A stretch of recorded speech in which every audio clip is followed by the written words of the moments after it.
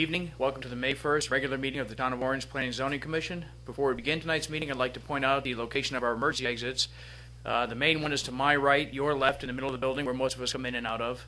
There are two more, again to my right, your left, in the hallway in the rear of the room, one immediately upon entering the hallway on the left-hand side and one at the end of the hall. I'd like to ask those seated at the table to please introduce themselves. Hi, Tim Costello. Rick Miagioni. Ozzy Parenti. Judy Smith-Morgan. Paul Denise, zoning officer. Walter Clark.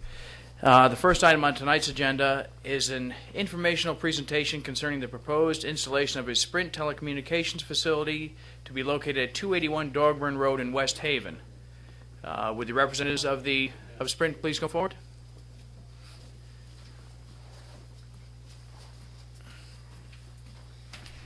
Good evening. Thank you. For the record, my name is Tom Regan. I'm an attorney with the law firm of Brown Rudnick LP, City Place 1, Hartford, Connecticut. I'm here tonight on behalf of Sprint Corporation. We're here tonight for a public session related to Sprint's proposed pre-application filing for a telecommunications facility at 281 Dogburn Road in West Haven. Under the Connecticut General Statutes, at least 60 days before we file any application with Connecticut Siting Council, we have to give all of our technical information to the municipality in which the facility is located, and if the facility happens to be within 2,500 feet of an abutting municipality, we also have to give that municipality notice. In this case, we're much closer than 2,500 feet to Orange, so we've notified both West Haven and Orange, and Paul called and asked if we'd come down tonight and make an informal presentation. Basically, I'm going to let my consultants run through a brief presentation of where the facility is, where the location is, where the facility is on mission, and kind of the radio frequency needs for the facility. And then from that point, we'll take any questions either from the commission or from the audience. Thank you. I'd first like Rich Cody, who's our engineer, site plan engineer, to come up and walk through the physical aspects of what we're doing. The site in question, plastic facility, just off of Route 1. Rich.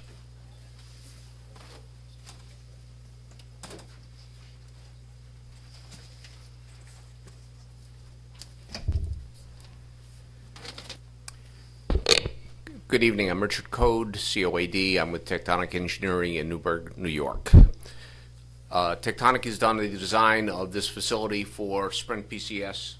The facility is going to be located behind the manufacturing facility off of Dogburn Road.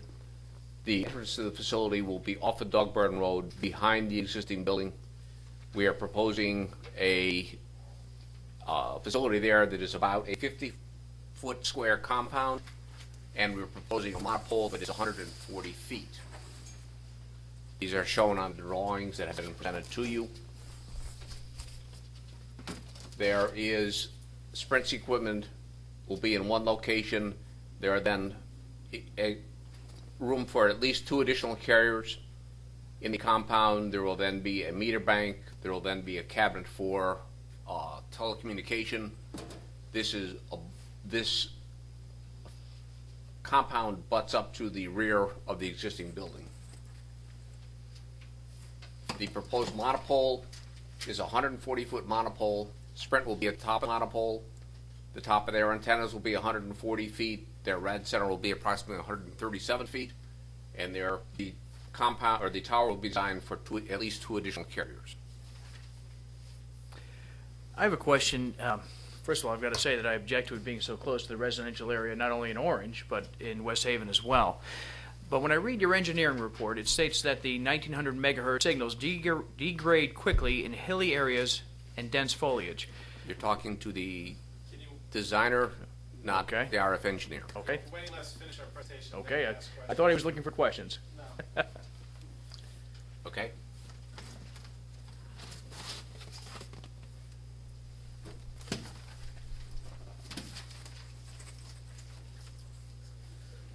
Thanks, Rich. Tony Wells is our radio frequency engineer. Tony's going to go over the coverage needs that are creating the need for the site and how the site was chosen, some of the alternatives that were looked at. Tony?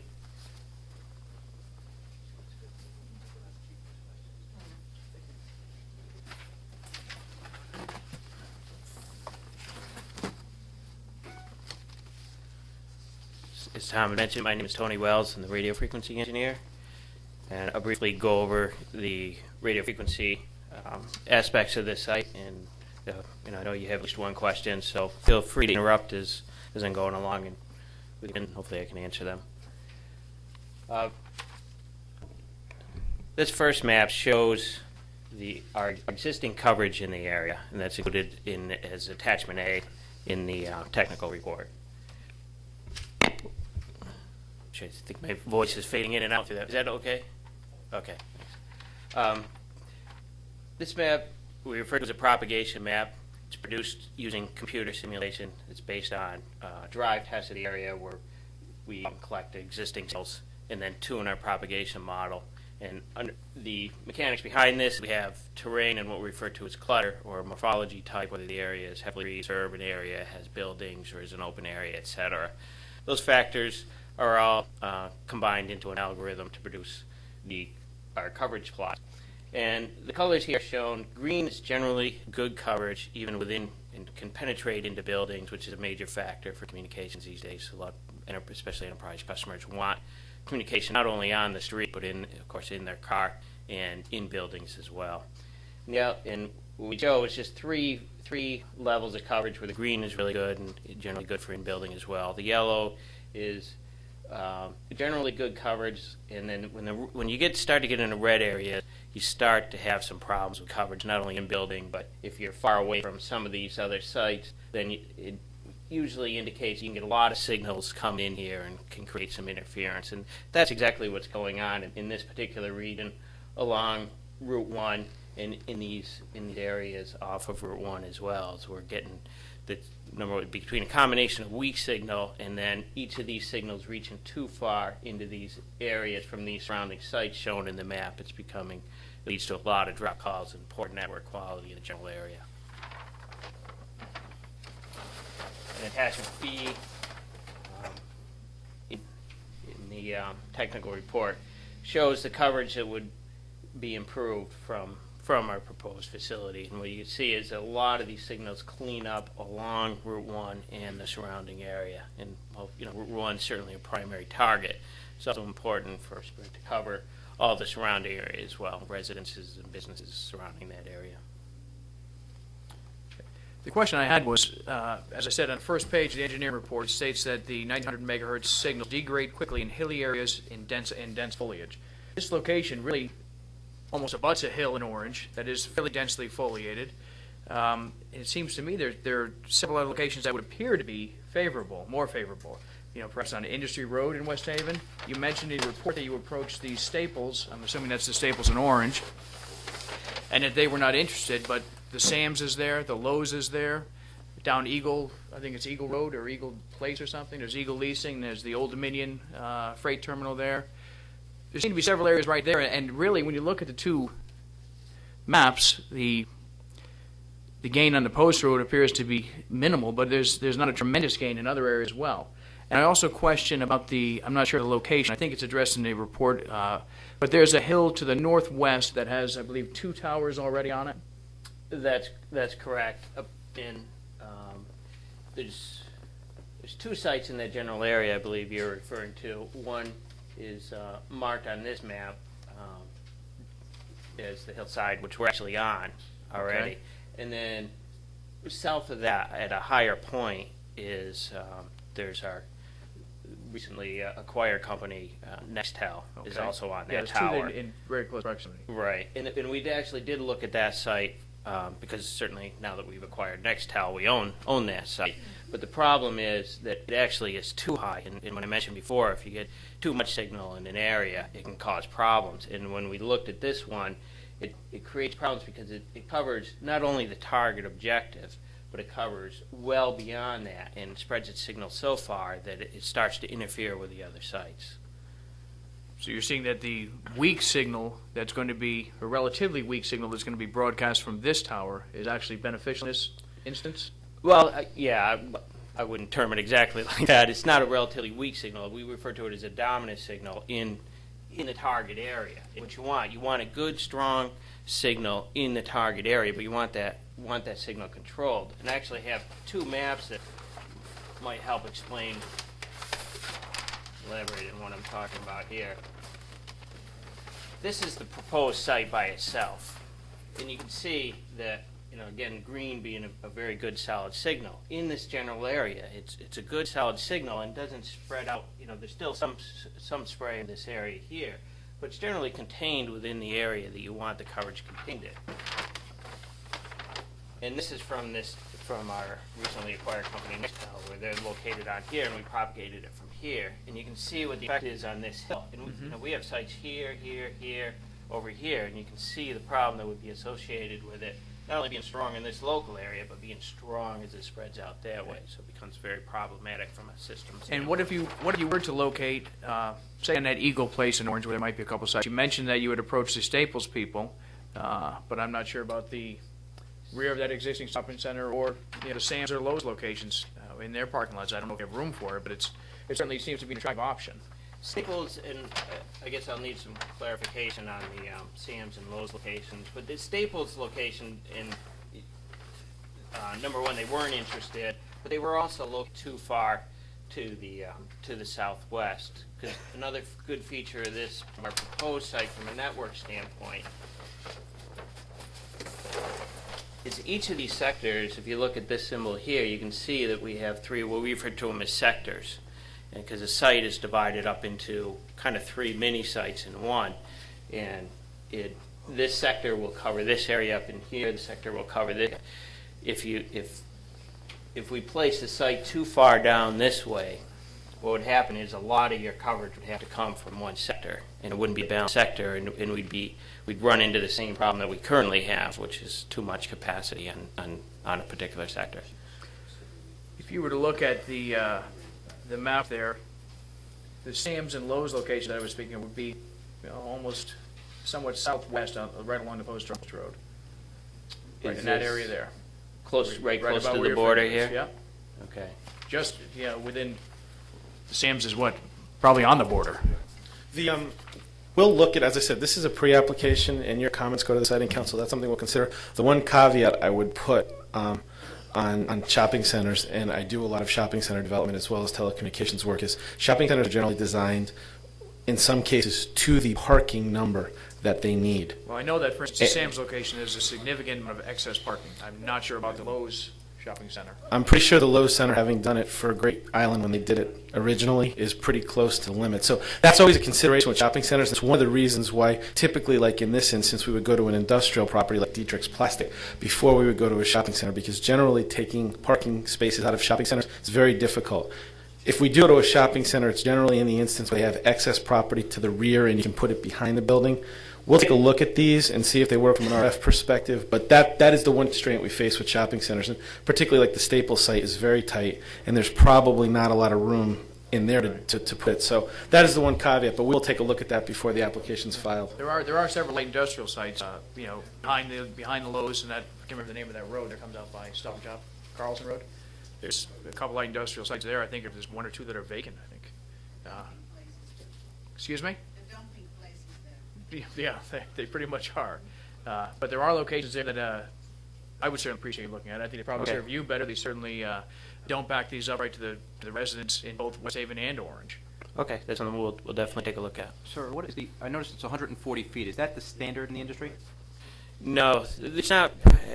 It's not really a standard in the industry. What we do, it used to be when way back when the industry first was relatively young, it used to be 190 foot was a standard because it was just below the lighting threshold for FCC guidelines. But now there's really no standard because each site is kind of tailored to its own needs. And what we do in particular, especially with the siting council presence in this state, we had to be pretty rigorous about how we define our height. And what we'll do is we'll model and we'll propagate this at every 10 feet, and then we'll pick a height that just meets our needs, because the siting council is going to ask some very hard questions about exactly what our minimum height is, and we know, having gone through it several times, we need to be ready to prove it. So that's the minimum height for this site. It's not a general standard. Paul, do you have any idea what the other sizes, the other towers in town? I don't recall. I have a couple of heights here for you. At least in off of High Plains, we have our antennas are located at 136 feet on that. I have a feeling that's a 150 foot monopole. 160. Okay. Then we have another. Excuse me? Transfer station 180. Okay. All right, so we have somebody with a little better information than myself. And another point too is on the locations on the post road, you're probably gaining, I would guess, probably close to 50 feet in elevation from this location to 15? Seems to be about quite a bit more than that. Yeah, I have a top map here, actually. We were looking at that a little earlier today. It appeared to me to be about 15 feet, which doesn't rule it out. Again, you know, we're definitely Well, I taking think under it would suggestion. be a 'cause benefit, wouldn't it, to gain the height using the natural topography as opposed to having a higher pole? In some cases, there's a lot of factors that go into it, not only the height. As I mentioned, sometimes the height's a detriment. Yeah. And I'm not saying it is for moving to that location, but as I mentioned up in this location here, that increased height becomes a problem. If 15 feet, I don't necessarily see that as an issue. We have questions or comments from the public? We have one more. Certainly. We have one more consultant. Kind of a consulting process is a three-part process. There's one part which is the physical aspects, which Rich just talked about. There's one part which is the technical aspects, which is Tony. And the third part is we do an environmental and visual screening of the sites as well, which is a requirement of the Siting Council. And VHB does that. And I'm going to ask Mike Copperwatz to just come up and just walk through the view shed analysis that we've done of this site and where it will be visible. Mike? Thanks, Tom.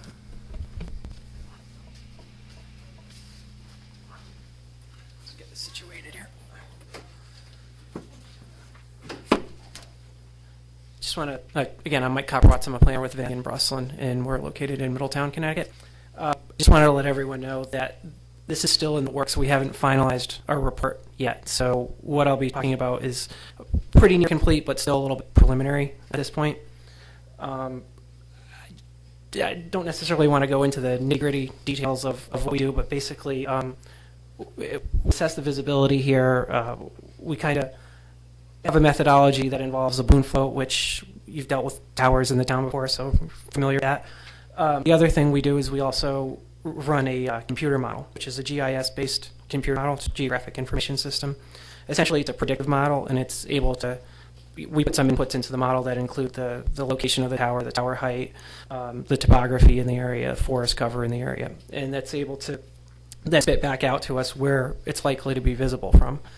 I brought that with me tonight, which we do have, and I'm pretty comfortable that it's near complete at this point.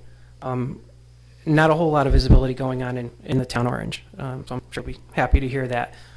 The areas in Orange that we are expecting some visibility are along Route 1 near the Target area. You'll be able to see it probably over the Target building.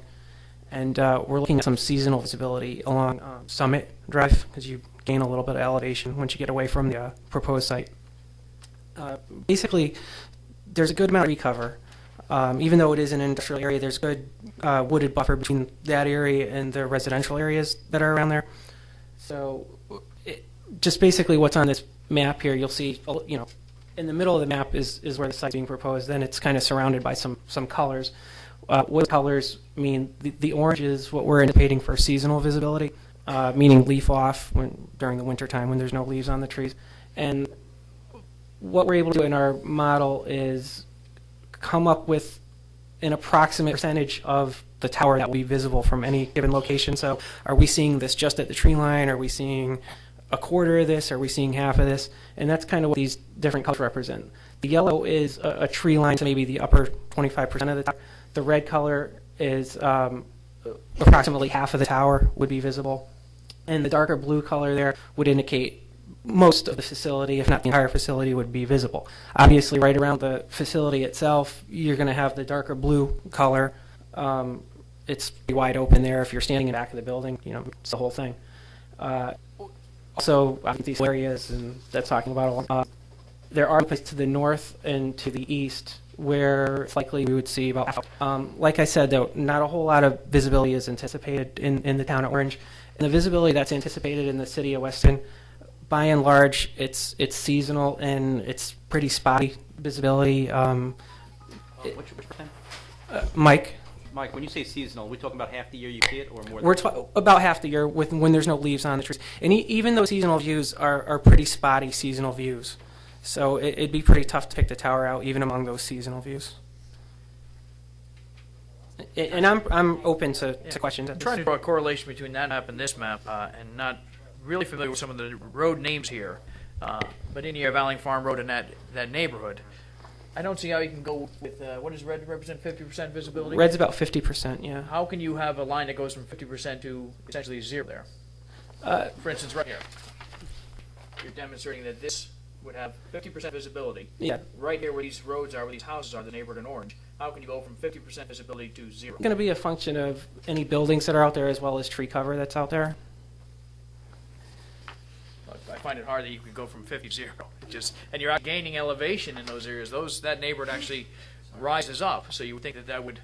Mike, can you speak to the predictive accuracy of the model after 200? Yeah, the model is really accurate, and we're really comfortable with the model. And like I said, it's a function of the tree cover that's out there.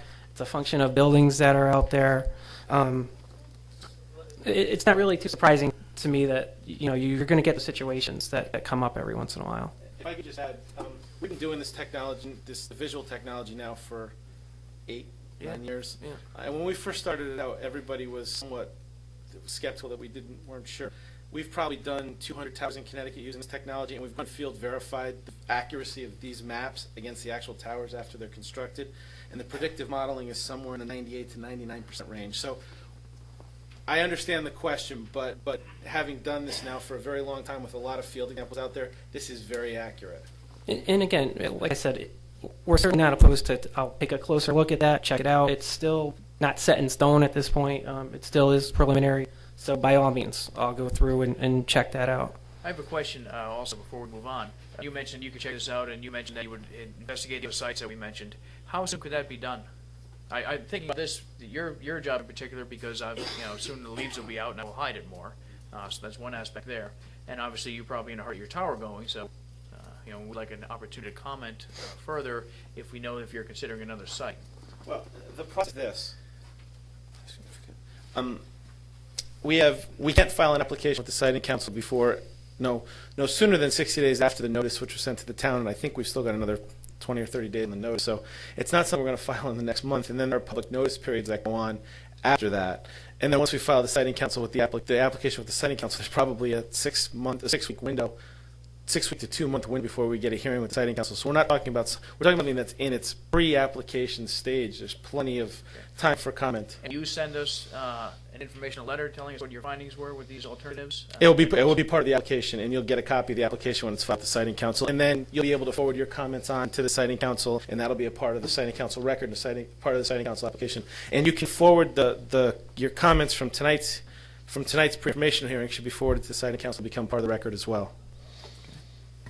Well, I'd like to know our jurisdictional limitations here. Do we have any say in this at all, or is what Mr. Reagan is indicating that it's just comments to the siting council? I think it's really the siting council to take into account our comments. They're the authority that's going to decide how much weight to place on our comments. And I spoke to Mr. Marino about that, and Paul's right. It's pretty much just a recommendation that we can give to the siting council as far as our legal authority over this. And actually, on this particular application, you're not in any different position than you would be if we were in local zoning, because the application's in West Haven. So there you'd be giving comments to another town as opposed to the siting council. So. When you put a balloon up there to get these colors on your sheet, are you just roaming around in the car, or do you actually walk to people's backyards to see if you see it? We're going from publicly accessible places. We don't have permission to go on people's property. I'm just looking at the road, Yeah. like you were saying, because if you're on a main road, you probably won't see it, but if you go to people's backyards, you probably will see it, right? We just really have no way of evaluating that. We just can't go on people's Right, properties. but you're just staying on the main Right. roads, right? Yeah. Okay. And just one other quick thing. When we do submit our final report to the siting council, that's going to include photographic simulations. That's going to include the final version of our map. That's going to include narrative, a couple page of text write-up. So there are other things in there. It'll give you a much better idea than just this map. Is there any questions or comments from the public? You have to come forward and state your name, please.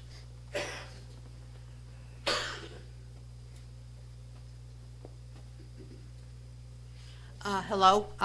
It's coincidence. My name is Stephanie Jatlow, and I live at 617 Saddle Ridge Road. And I came here for an entirely different reason. But I believe that I'm probably one of the neighborhoods that would be directly affected. I live on the West Haven Orange border, and naturally I am concerned about what happens that goes up in my backyard. And I was wondering if an actual photograph could be provided of what the tower really looks like in a neighborhood. I'm at this point want to find out more about it. I'm not for it. I'm not against it, but I like some more. As someone who probably would be somewhat affected, I would like some more information, particularly a photograph in the neighborhood of what it looks like. Thank you. May I ask you a question? On Saddle, ma'am, Mrs. Saddle, I have a question for you. I believe that this is Saddle Ridge Road here. Can you look down and see the buildings on Industry Drive in West Haven? Yes. So if she can look down from here and see buildings which are relatively low here, why doesn't this show here as being able to see that tower? You know what I'm saying? She's in this area here, her house. Yeah. She can look down and see buildings in this area. So this is kind of down in a depression. So why on this simulation isn't this shown as being visibility? If she can see a building down here on Industry Drive in West Haven, you would think that she can stand and look and see these. But you have to ask her if she can see it from the road, not from our house. Well, even from the road, you would Yeah, think. could you see it from the road? Well, easily at the end of the street, certainly. Saddle Ridge is a dead end, but you go down and you can see Fresh Meadow Road and Industry Ride and all the various trucks and such that do exist. Thank you. Just want to answer the first question. We will, as I said, have photographic simulations included in that package. As far as the visibility from the specific location, again, that's something I would just look further into. I'd have to drive out there myself and take a look at it and see what's what out there. I just really couldn't comment beyond that on it. Thank you. Are there any other questions from commissioners? You mentioned that there'll be Sprint and 2 other carriers at the compound. What would be the maximum number of carriers that could be at this facility? That answer keeps changing with mergers. 4 now, Tony? The max number of carriers we would probably on a poll now would be 4. Four, because there are 4 licensed. There were 6. Two of them have merged, so there are now 4. So most likely 4 would be the most we would have on a carrier now. And Tom, this is on private property? Correct. And it's the deal that you made is contingent upon the siting council approval? We don't comment on lease terms, but obviously it's got to be built. Do you, in your application with the Site Council, do you have to demonstrate that other properties were considered as suitable locations and dismissed? And that in fact some of that is contained in the pre-application engineering report that Tony prepared that went to the town as part of our filing. So does it include the specific properties that the chairman mentioned, or will those now? It does include those. Okay, It those did will- include Staples, but it didn't include Sam's or Lowe's or the Well- industrial sites behind there.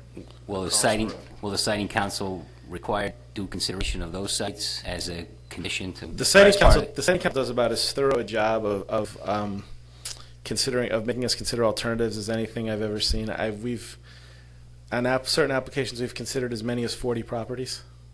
They're pretty thorough, so that will all that will all go into the mix. Particularly if the town comments are sent to the siting council, that will become part of the record, and they pay a great deal of attention to that. So you don't have to just demonstrate that this is a suitable site. You have to show that other sites would not Correct. would not be better. Correct. Okay. Are there any other questions or comments? There being none, we thank you very much for your presentation. Thank you very much for having us. Nice.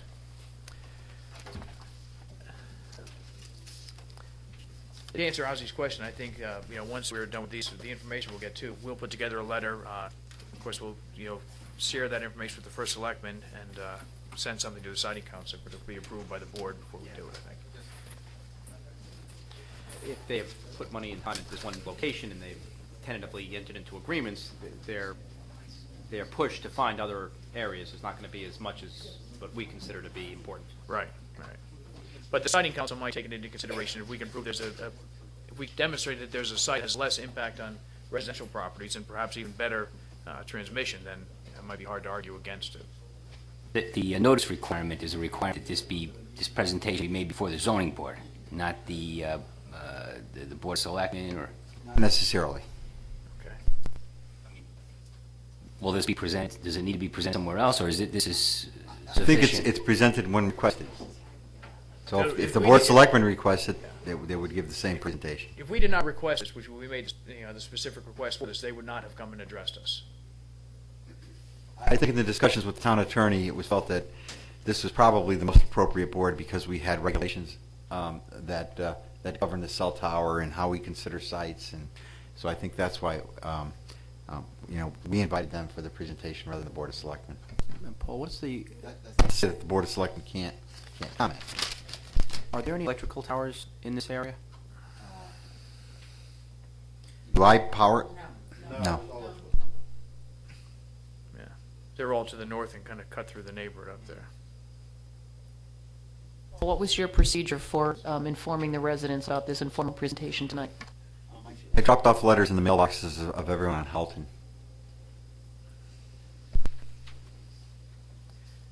Any other questions or comments on that? So we'll be discussing it at a later date. The next item on tonight's agenda is Enchanted Gardens and Ponds located at 461 Derby Avenue. The issuance of an abatement order for the location of the storage shed. I'd like to point out a couple things. I guess it was Mrs. Jatlow that sent the letter to us and I guess to a local publication. And there's a couple issues on the letter that I think should be cleared up. It states that our next meeting on May at 7 or 7:30. At the time of the meeting has not yet been set as of this paper's deadline. Our meetings are set and published, I believe, in December of the prior year for the following year. They're at the town clerk's office, and I'm sure Paul's office.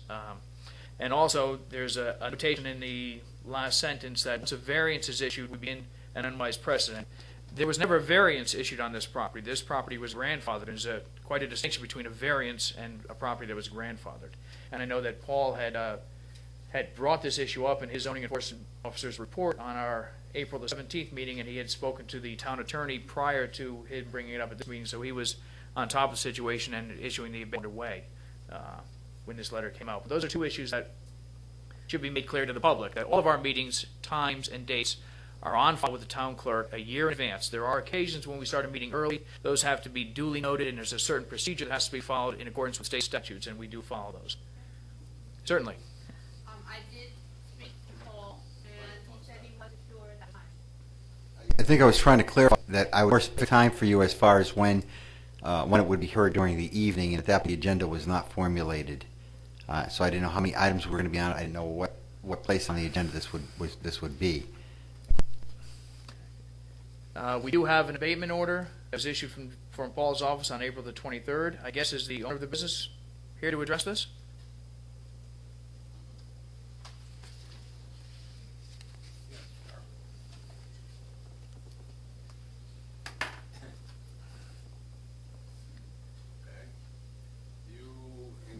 You have to.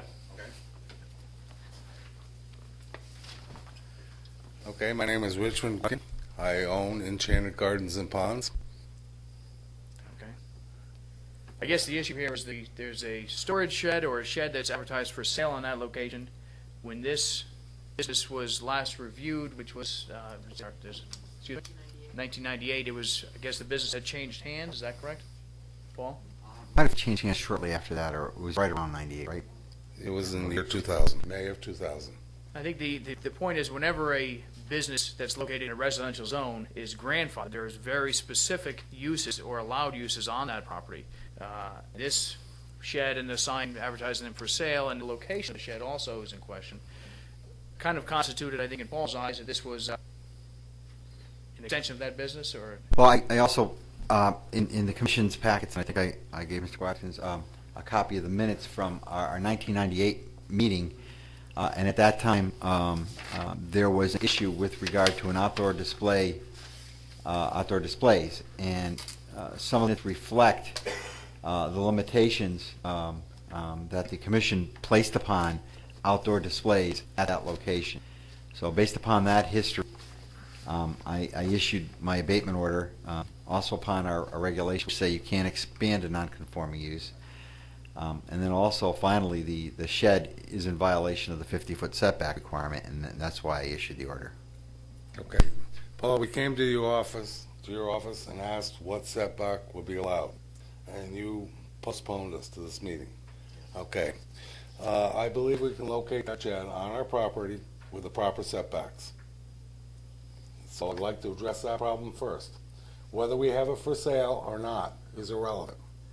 Any other piece of property in Orange could have a shed on it, whether it be for sale or not. I brought some pictures of sheds that are located at Lowe's. Okay? We are commercial, according to you folks, but we're residential. You want it both ways. Well, let me correct one thing, Whatever though. suits your needs. Taxation, we're commercial. When it comes to zoning, we're residential. What do you want me to do? Let me make a couple things. 1998 minutes meeting means nothing to us. Okay, sir, let me make a couple points. First of all, taxation is based on value. It makes no difference if it's commercial, residential, it's strictly the value of the property. Okay. I own a business that is in a grandfathered situation. And the issue is expanding and non-conforming use. That's specifically addressed in our regulations. This was considered to be an expansion of a non-conforming use. Okay, let's address the shed first. Can I have a shed on that property? Well, I think it was... Anywhere's on the property. I think it's, first of all, it would have to become before the zoning commission in a formal application, I believe. And then we would have to evaluate that. And again, I think the issue comes forward of are we enhancing a non-conforming use? The shed is for sale, isn't that Correct. correct? I mean, is it a shed that's going to be used in connection with the business that's being operated there? And that is it going to be used to store things in connection with the greenhouse activities? Or sales, the signage, and that was not even in the letter of complaint. But even the shed, even if we're used for storage, is not allowed. Believe me, I know, because I'd like to expand our business, our business What size buildings is as well. the shed? Excuse me? What size is the shed? It's an 8 by 16. It's not a No, particularly don't look at large those shed. sheds. Those aren't mine. Those are Lowe's. Yeah, it's not a particularly large shed. Oh, residential allowed to have a shed, but 8 by 16 is too large. Well, I 8 mean, by you- 16 isn't too large for I a thought shed. it's I believe. 120 square feet. You could put a shed on your property within the limits without a permit. That's what I thought. You can't, you have a legal non-conforming use, and Yes. you're saying that by putting a shed on the property, Which no matter hadn't how, been- yeah, Correct. no matter how big that shed is, Correct. expands on that non-conforming use. Exactly. And is therefore in violation of the zoning regulations. Correct. Is the shed, That's your understanding of the regulations? Yes. is the shed used for commercial purposes? Even if it wasn't. If you're using it for storage or if you're using it for sale, you're expanding a non-conforming use, and that's not allowed. Even if it follows the legal setbacks Yes, of the because town. when you're allowed to keep the business in a residential zone and operate as a business in a residential zone, which you're allowed to do because you were there prior to the zoning regulations, you cannot expand on that business. It is a shed. I understand that. I beg to ask the town of Orange to give me another example of someone that can't have a shed in the town of Orange. Right here. You can't have a, Yeah, but it's not, anywhere, what? it's not a shed there used in connection with the operation of your business. It's a shed that you put there to try to sell, And you even know, if it other was, ones just like it.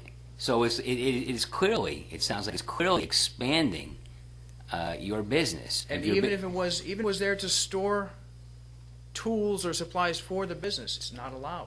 Like I said, I It's a speak from commercial experience. Where in the town records do I find this? What No, zone is he- don't, okay, I'll let you. It's in our regulations under non-conforming uses, and there's. Paul, can you? So I'm worse off than any property owner in Orange. Well, I'm in the same boat. So you're not worried. I guess we're I both. don't know your situation, I'm sorry.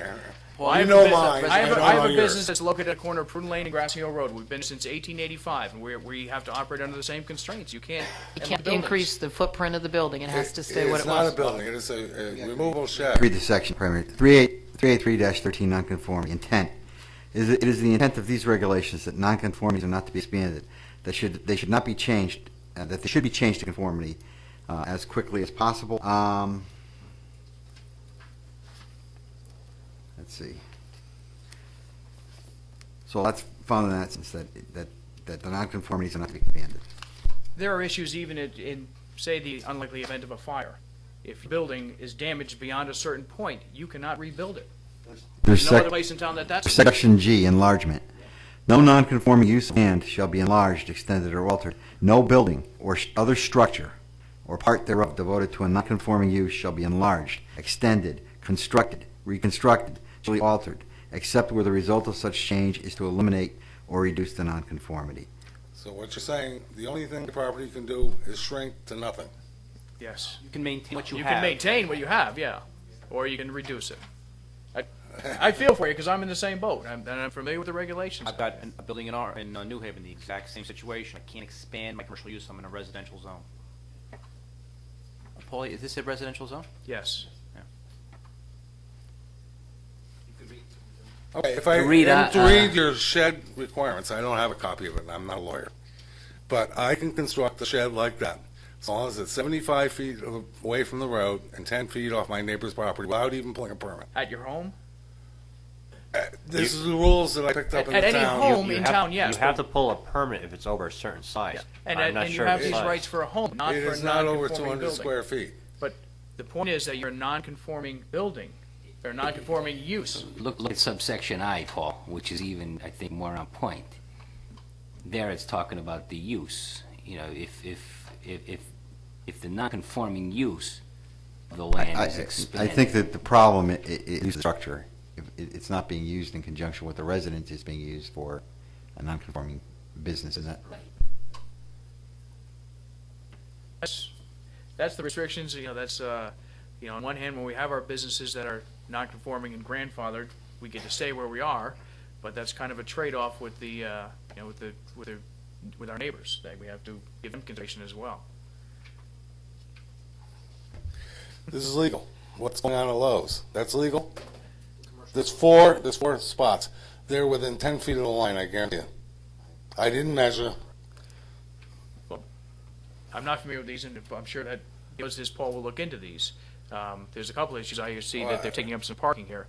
But if one person is doing something in violation, that does not give somebody else to violate as The well. worst thing in the world is, but when I drove by there, I had no reason to believe that what I was doing was And incorrect. the setbacks also are different Isn't in the the zone different? commercial zone, yes. The basic problem here is what you're comparing our apples to oranges with regard to Lowe's. Lowe's is a commercial zone. You are in a residential zone, meaning that what they built. But I'm commercial when you want me to be. Well, I'm not sure what you mean by that.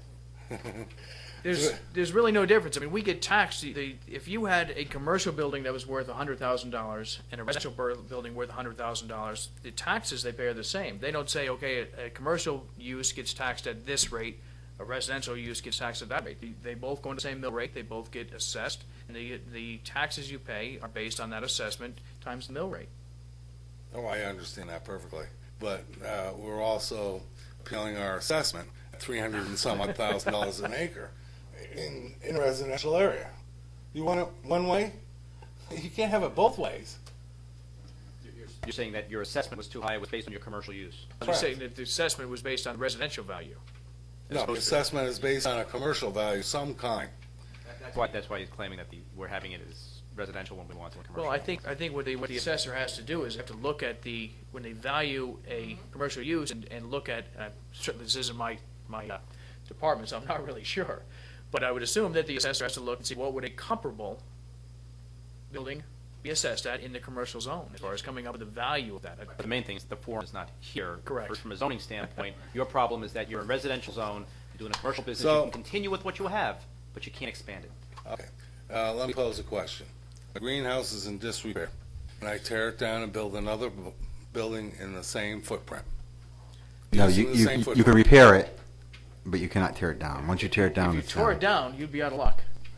No. It's a fine line there. Paul, is there a way to refund when we did it in New Haven? Has to be repaired.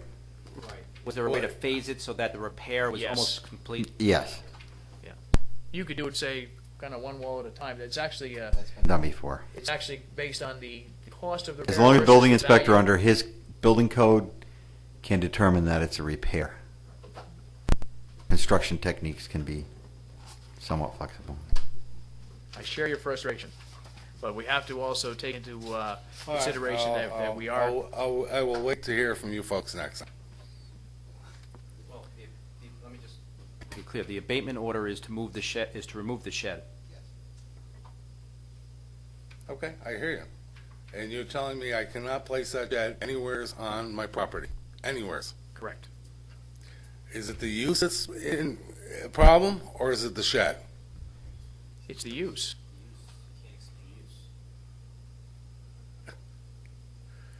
I'm I'm worse off than almost anyone else in Orange. Almost anyone else, because I'm in the same boat. Almost. Just over one guy. All right. Joanne, do you have anything? Tad? I do have a question.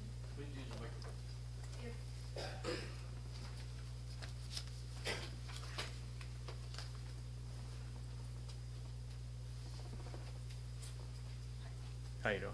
Good, yourself. Good. It's been a while.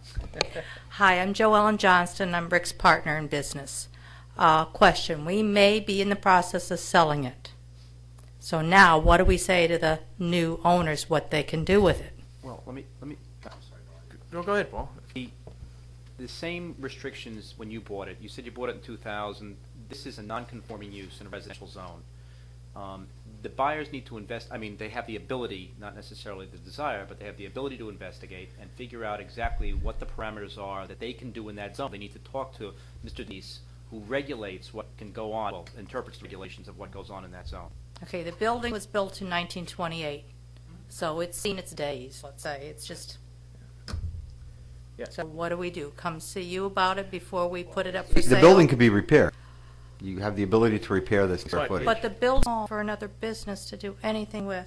But if you were to try to sell this as a commercial location and I'm gathering that you would like to tell people, look, we have a commercial use here, you tear this building down and put up something new. Correct. Can't be done.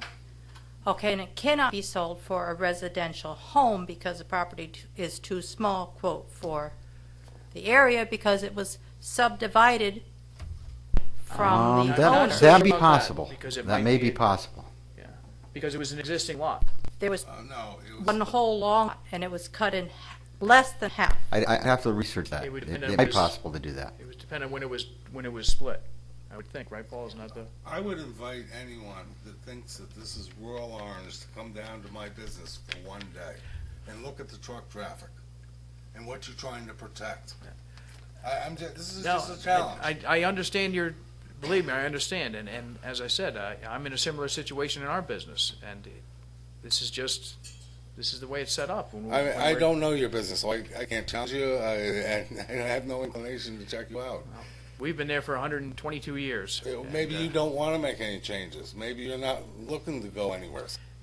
There's restrictions that come with being, as I said, if your regulations, if your building were to burn down beyond a certain point, you could not rebuild it. Even if you wanted to make it the exact same building, you could not do it. There's a certain point that's based on the dollar value, I believe it is, or percentage of the assessed value. I'm sure there's a if I'm not rule mistaken. against everything anyone wants to do in town, if you want to enforce it. It's the enforcement issue that is the issue. Unfortunately, with any rules and regulations in any law-abiding community, that you have to kind of try to strike a balance. And this particular one is not a new one. The non-conforming use that when zoning kicked in the 40s or whenever it is that they put it into effect in Orange, the law seeks to stamp out nonconformities and adhere to the plan of conservation and development with regard to things that are there. And Paul's actual first comment was that, they can't do anything about you to get you out, but they can stop you from expanding the use. They can make it useless, is what they're doing.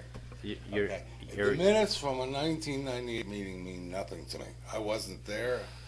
I appreciate it very much, but what Nick, or whatever, Pasqualini's last name was, he was a renter, by the way, not an owner. What he did back then has nothing whatsoever to do with me. But at any rate, I don't want to waste I think why you put anyone's the time minutes up anymore. was to demonstrate the existing use and how it was restricted even then, is the purpose of including the minutes. Right. Well, So actually, the technically, purpose you there. folks still think I'm a florist. Not necessarily. If you read the minutes, that was part of the debate, I believe, that distinguished between a garden center and a florist, because it was formerly a florist, and they came in and argued that florist is kind of a difficult option to be, and now we're moving into a garden center. They argued that as that seems to me the main argument in the minutes. That issue came before the commission, and the commission made a determination that garden-related items and things of that nature were related, and therefore it was okay to do that. Even though you're allowed to be a garden center florist now, if you wanted to, say, sell hubcaps there, couldn't do it. Sell hubcaps or sell sheds. Yeah, I couldn't mean, do you it. can't, Well, I take it whatever I do inside my building is okay. It's just if For as I, long as it's okay with the building inspector, but it's okay with us. You know, to a degree. I mean, there's certain limits to what you can sell Yeah. there. I think it's. no, I disagree with you. You can only tell me what I can't do if it's in violation of health or safety or something like that. The perceived notion or what promises politicians have made back 10 years ago should not have any bearing on my building. In a normal commercial zone, it would not. When you have a commercial business that's grandfathered, in other words, being allowed, they made a special permit for you and I to operate in a residential zone. That does give the town additional authority to regulate that type of business. Okay. Thank you. The next item on tonight's agenda is a discussion on the issue of tolling site plan completion terms and possible ways to clarify and address this issue. I sent everybody an email. I trust they got it. Paul, you did get the email that I sent out? This is kind of a result of the Stu Leonard's application. And as Paul brought up, we should address this in some way, and I agree that it should be addressed. And we looked into it. I looked into it a little bit. I discussed it with Judy a little bit. And really, if we were to address it in our regulations, we would in effect be acting kind of like court. We'd be deciding whether it gets tolled or not. And it becomes a difficult situation for us to make a decision one way or the other. So Judy suggested that there are means to address these things already in the court system. They could take a couple steps to clarify these things during the application process. So what I thought might be best was just to, in our letter of, how do you call it, the letter of approval, that we include a statement in that notifying the applicant that in the event of an appeal, that we're suggesting that he take these steps, or we highlight that there are these steps available for them in the event of an appeal. And we felt that way we're not kind of circumventing state law or trying to go over and above what the state does. Yeah. Did we, Yes, yeah, that's a. did Vin weigh in on this at all? I asked him if he I went over it briefly with him. I asked him if he objected to this approach, and he said no. That's fine. The only thing I would say is that the laws that we follow are not just statutory. They're also laws made by courts, also laws, passed by governing bodies of towns and so forth. And they exist, side by side, and in some cases, some outweigh the others. But I would certainly want to hear. I'd like to at least explore with Vin the ability of the town to have something else in its reservoir, in its arsenal to deal with certain issues. Listen, we didn't have to deal with a tolling before Stu Leonard's. It just didn't come up. But Right. as this comes up more and more, if this is the appropriate way to address it, meaning just say to the applicant, listen, guys, there is, we're not giving them citations or any of the court cases, but basically, if you want to have a tolling of your site plan because of certain issues that arise, this is the appropriate methodology to do it.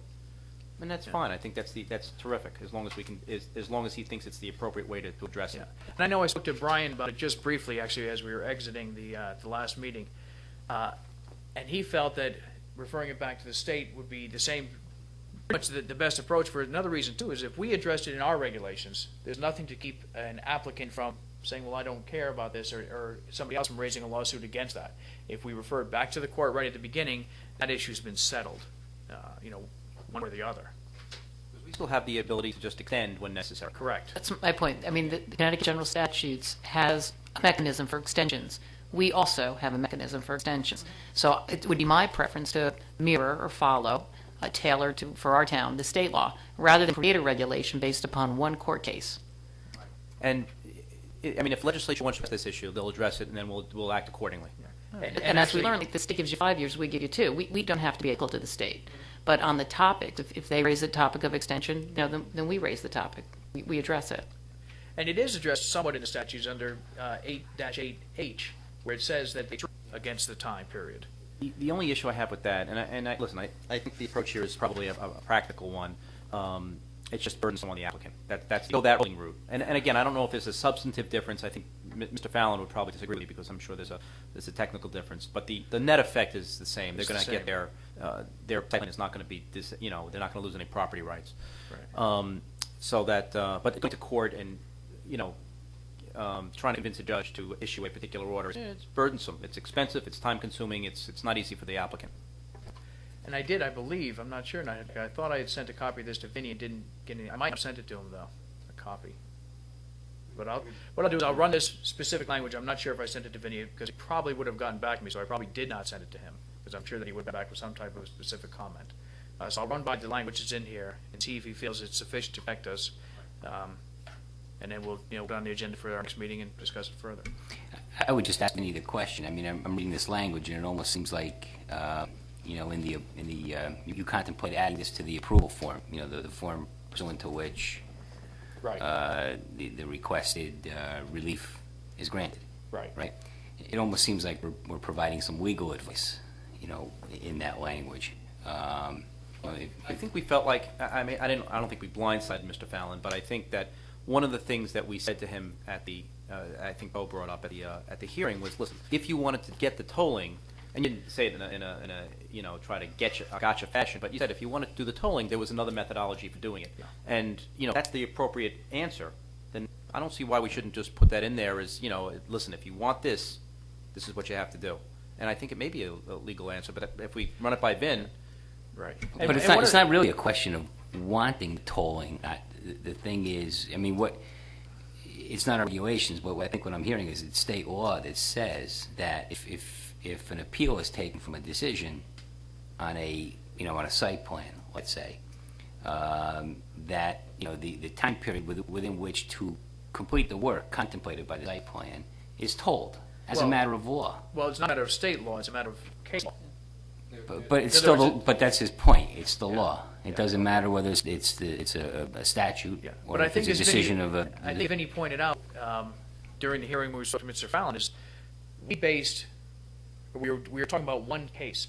We really didn't have the specifics of that case. We read two briefs from the two attorneys who argued that case. So we don't know if there was something specific that made the judge agree with in the Fromer decision with the, I guess he agreed with Fromer. We don't know if there was something specific in the briefs that made him say, okay, you're correct, or if he looked at it and said, this is a slam dunk. We don't know if it was something that he was right on the fence with. So without really knowing the history of that case and even the judge's thoughts, we're kind of stepping if we were to, we're kind of reaching to put in our regulations and say, okay, we're saying that this is law, because as Vinny pointed out, it's case law that applied to that specific case, and you can see the relationship, but they may be different. Do we have the authority to codify that in our regulations? Well, that's what I think what Judy's point is that although I think we have the authority to do it, we may not want to do it to recognize that this specific case, although it seems persuasive in various settings, that we have another methodology of doing it. Why do we want to do that to ourselves to actually write regulations based on that one case? Wouldn't we just want to give it back to the applicant and say, listen, if you want this tolling, okay, it seems to be authorized under that particular case. It's not in our statutes, and therefore not in our regs. But if it's authorized by that case, you can certainly go into court, convince the judge, and get the tolling effect. Well, the problem in the Stu Leonard's thing was that I think they felt pretty confident that as a matter of law, they had, and there was a little twist there because it wasn't a decision by the zoning. It wasn't the appeal of the zoning decision. It was another. It was appeal of another municipal you're right, another application. So that was a different sort of story. But I think they felt confident. But he wanted a rubber stamp from us. Yeah, and I don't mean that in a bad way. But he wanted us to say, hey, listen, you're right. He wanted an insurance policy on the thing. And I think that, because, and Judy, I don't want to put words in your mouth, because it wasn't statutory, we didn't want to say, hey, listen, this particular case controls over the rest, and we're going to create another regulation based on one case. And it was up to, we felt, at least I was heading that direction too, that if you want to do that, then the appropriate redress with a state court judge, convince the state court judge that Fromer controls, and then you have your relief from the tolling standpoint. And I know one of the problems that came up in this Stu Leonard case was when this issue was, I'll use the word challenge, that we're not prepared to accept the tolling thing, or we may not be, that because that case has been settled, you could no longer go to that judge. It didn't apply to him anymore. That case is done as far as that judge is concerned. You either have to file a lawsuit and proceed with that in that manner, but if you are going through the appeals process, my understanding is that you can ask the judge who's hearing that case to make the decision on the tolling while he's also considering the rest of the case. In the Stu Leonard's that came afterwards, I guess Mr. Fallon was confident, and again, I'm guessing, I don't know what his frame of mind was, but I guess he was confident that held true. And when he got the feeling that he wanted clarification on it, it was too late at that point to go back to the judge who heard the appeals or decided not to hear the appeals of the planning and zoning decision. So that's why we kind of thought if we put them on notice that plant the seed in their head that if this comes up, we're going to deal with what we have in our regulations. Anything else has to be dealt with by the court. And the applicant, although it will be a burden on him, has plenty of time to get this accomplished. I mean, first of all, we're going to extend where necessary. I don't think that's going to be up to the applicant. And if the applicant, for a technical reason, needs the tolling, then he or she's got plenty of time to go into the state court, if that's the procedure, until the legislature addresses this issue and get that. But I'll run this by Vinny. I'll ask Vinny Ozzy's question, and we'll take it up at our next meeting. Also, just a brief note, and I mentioned to Paul, in our letters of now, we give the date of the approval, and from there you can derive the date of expiration. By statute, I know it's kind of splitting hairs, but by statute, we're required to put in the date of expiration. So I think that we should probably include both dates just to cover ourselves. It's when you approach Vin, if you could, I mean to say how you approach it, but the question that I would want to ask at least is, should this be part of our regulations? In other words, should the Fromer case, what's embodied, the concept embodied in the Fromer case, be part of our regulations? We were being asked to make a declaratory ruling and codify it, and I don't think that's our role. That's the role of judge. But right, well, and the law, as I said, is not just statutory. It is, I mean, Roe v. Wade is a case law, but it's followed throughout the country. There are laws, in this case, Fromer, and here's the man right now. Here's Vinny.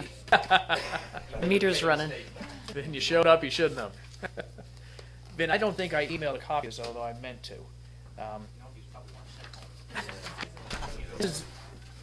That last paragraph is what is a draft of the other Yes, you one. sent this to me. I just sent it Yes. to you. Do you feel that's an appropriate way to address this? What's the consensus? I think at least one of the issues is, should we have the embodiment of the Fromer case in our regulations, the concept of the Fromer case, what address? I understand the tension related to this issue. There seems to be, on the one hand, a hesitation because it can be viewed as a legal issue, that it's really an issue for the court and not the body to address. However, as I had a discussion with Brian, I think yesterday, on the topic, and what we were kicking around is, if you really take it away from the local level and put it up in Hartford, you're a legislature there, and you are the legislative violations. The legislature at that level legislates case law all the time. The Supreme Court comes out with a decision, the legislature disagrees with it, they change the law, or they adopt law and incorporate it into their statutes. So I don't think it's a stretch if you feel that you want to have a regulation that says something along the lines of, if an appeal is filed following an approval, the time period does not begin to run until the zoning appeal has finalized. I don't think it's inappropriate. If you feel that you don't want to go that way, I think that you as the legislative body can make the decision to say, we don't want to address that issue and we're going to remain silent on it, and the applicant is going to have to deal with the court, and I think that's a perfectly appropriate way of proceeding. Or alternatively, if you decide you want to adopt a regulation that says what I just articulated, I think that's also perfect. So to give you an answer, is legally okay to proceed. I think it's what is the consensus of the board and how do you want to proceed going forward. In the first part of what you described there, the situation where you said, well, the applicant can just deal with the court. He doesn't necessarily have to deal with the court. He can read that case to be the law. Correct. And rely on that and say, you know what, I'm comfortable that my time period for completion is stayed, while an appeal is pending on that decision. The Stu Leonard thing, the guy, they were just they were confident of that, but not completely confident on it. It's there. So they don't necessarily need to go into court to perfect your rights. But there's a risk. Maybe. There's a risk because the Fromer case did say, under the facts of this case, we find. And facts of that case were zoning to zoning. Zoning to zoning. Right. Well, I don't even know if it was it a zoning case? I don't even know if it was. The point is that it wasn't an appeal of another body in town, and so even if we even if we drafted a regulation that mirrored the embodiment of the Fromer case, this particular situation with that's exactly right, with John wouldn't have been covered because it was outside the scope of what Fromer covered potentially. Well, and what you could do, in a sense, by having a regulation, you can create a limitation. And because the applicant is free to argue to a judge, well, the Fromer should be expanded to cover all appeals because, of course, I'm not going to incur the expense of building something while there's an inland wetlands appeal pending.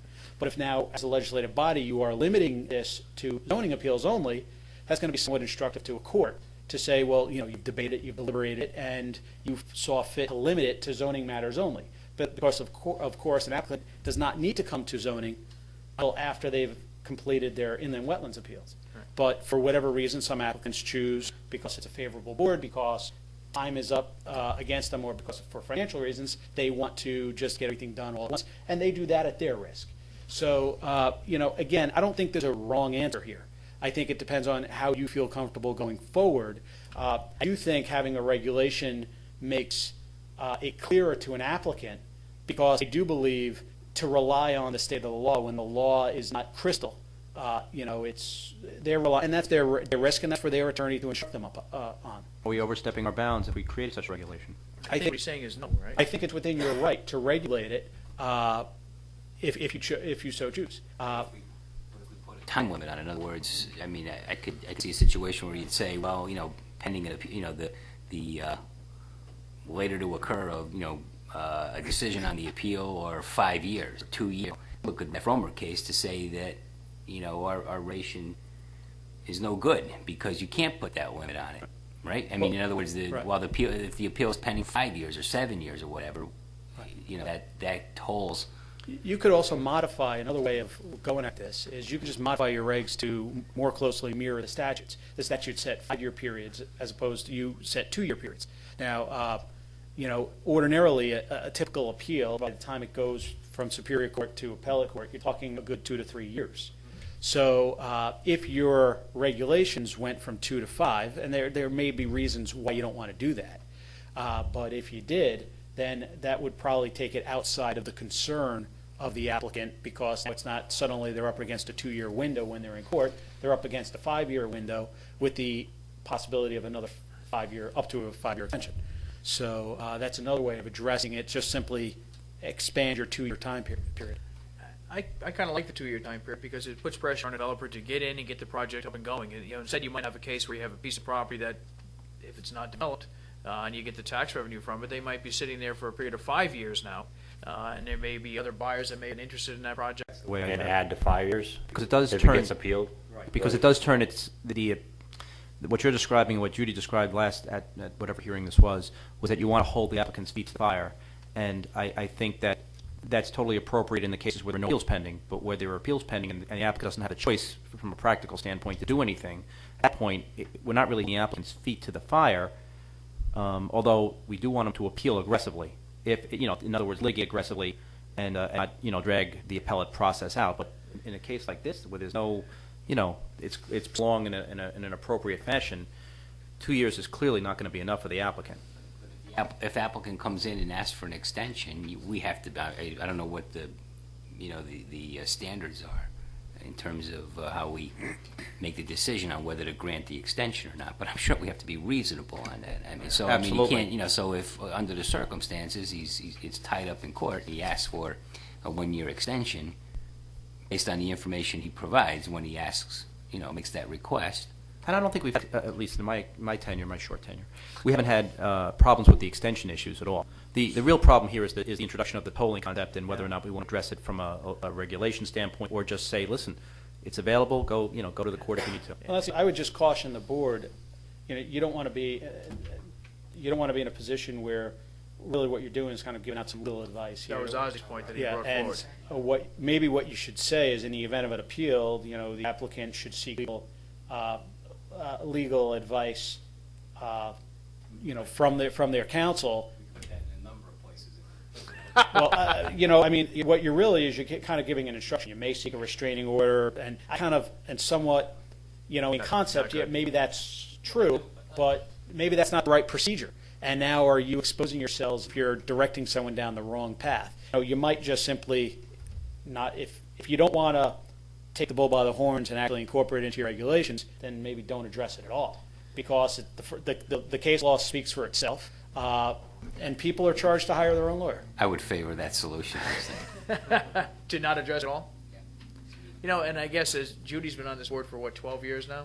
And this is never... First time that it came up. And So, all? I don't want to just And it have the shows. knee-jerk reaction to create regulation on one issue. I think we need to be cognizant of that. Something, I got to tell you, if this is happening more and more, Well, then, I would obviously, certainly like to, because anytime we can give the applicants more instruction about how we're going to act, I think that's a good thing to do. In this particular situation, until the legislature makes it a little bit clearer, and we've only had one issue, I don't think it's a tremendously important subject. To be honest with you, I'm not in favor of adopting the Fromer decision in our regulations. We don't know, as I said before, we don't know the details of that case. We don't know if the judge was offense one way or the other, which way he could have gone with it. Most importantly, though, we don't know the details of the two briefs and the two positions that the people took. And to a degree, we did create a precedent in that an applicant came to us, an extension was given because there was litigation pending. So the next time that happens, should it happen again, the applicant can say, well, for the Stu Leonard application, you gave them an extension.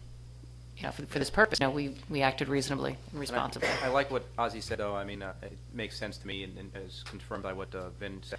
I don't think we give them any instruction at all. Let them see out, their legal advice as they would in any other zoning appeal.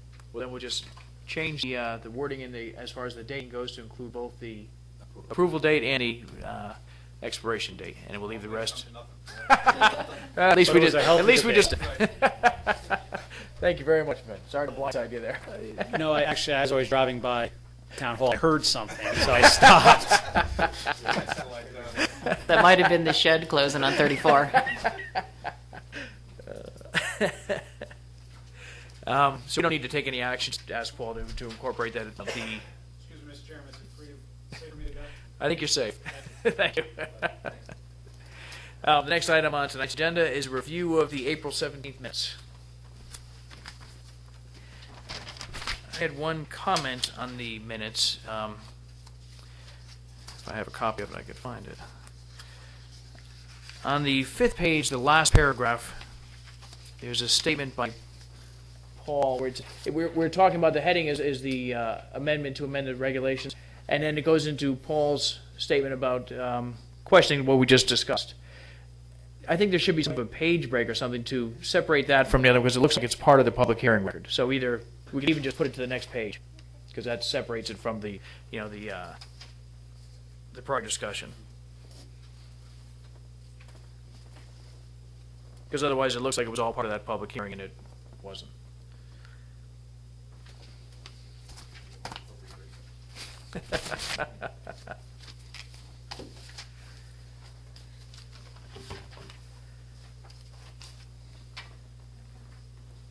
Yeah. Any other questions or comments? Is anybody prepared to make a motion?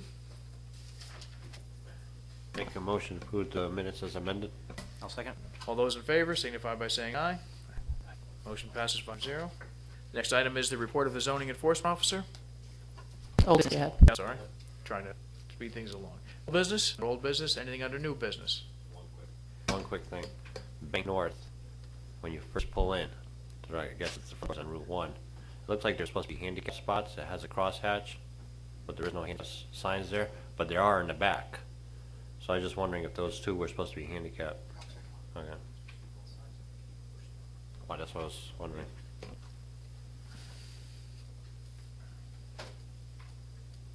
There being nothing else under new business, we'll go to the report of the zoning enforcement officer. First, with regard to our last agenda item, I talked to Chief Sherwood, and we will have a meeting at our next, I will have a letter from him at our next meeting. We got delayed somewhat. That'll probably be put off until the next meeting. Just Springbrook, as far as most of my inspections, been going to Springbrook Commons, and that's progressing. All 3 buildings are up. Let's see, other inspections were made at Sunrise Hill Estates. There was some damage to their S&E controls. I did talk to Doug Anderson a few times. They're seeking a reduction in the bond.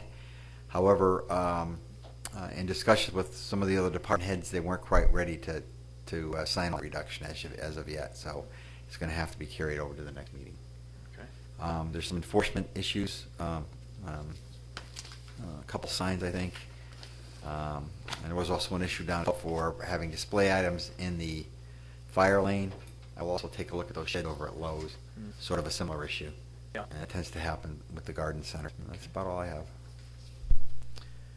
Are there any other questions for Paul? I noticed a lot of banners at Pep Boys, red, white, and blue. I think you have something in your, did they get a copy of that? I just saw them like today or yesterday. You may not have a copy. Abatement order went out on that. And you had mentioned when we spoke that you were going to get out on the post road and get after the signs because they sprinkled And out that's the why nice. Pep Boys was issued, and there's a number of ones going on. Thank you.